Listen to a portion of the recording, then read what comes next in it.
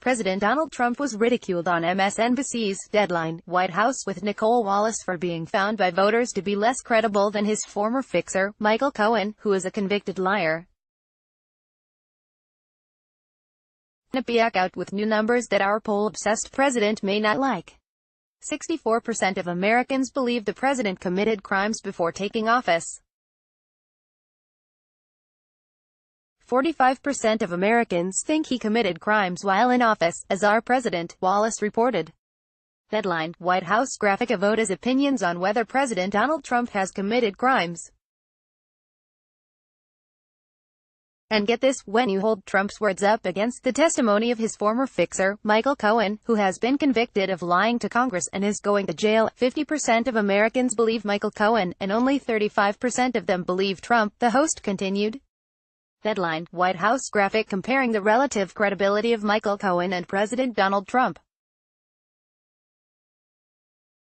Daniel Dale, the Washington correspondent for the Toronto Star, pointed out the poll isn't a departure from previous public opinion surveys on Trump. The polls have consistently shown, since Trump's candidacy, that Americans simply don't believe him, he reminded. It's almost always in the 30s for people who think he's trustworthy or honest and in the 60s for people who don't. Wallace was still surprised about the new numbers on the relative credibility between Trump and Cohen. Trump is old news. As he said, a lot of people in his base think he's a liar, Wallace noted. Cohen is a new figure and people believe him more than they believe the president.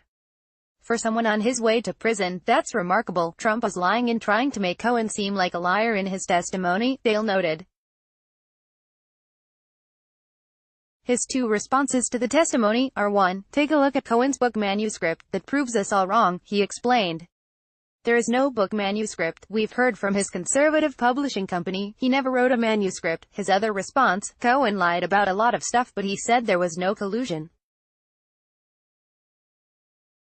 Cohen didn't say there was no collusion, he said he didn't have direct proof, but he suspected it, he continued.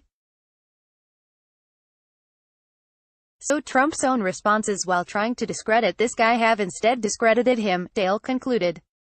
Watch.